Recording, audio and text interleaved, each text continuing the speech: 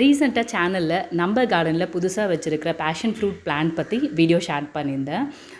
Last ஒரு 1 இயராகவே என்னோடய சேனலில் ரெகுலராக ஒரு அக்கா வந்துட்டு கமெண்ட் பண்ணிகிட்டே இருப்பாங்க. நம்மளோட சப்ஸ்கிரைபர் அவங்க சத்யா இளவரசன்.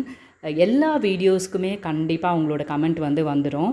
அந்த மாதிரி அவங்களுக்குமே கார்டனிங் அப்படின்னா ரொம்ப பிடிக்கும். அவங்க விவசாயமும் பண்ணுறாங்க, ப்ளஸ் அவங்க வீட்லேயும் வந்துட்டு டெரஸ் கார்டன் இருக்குது.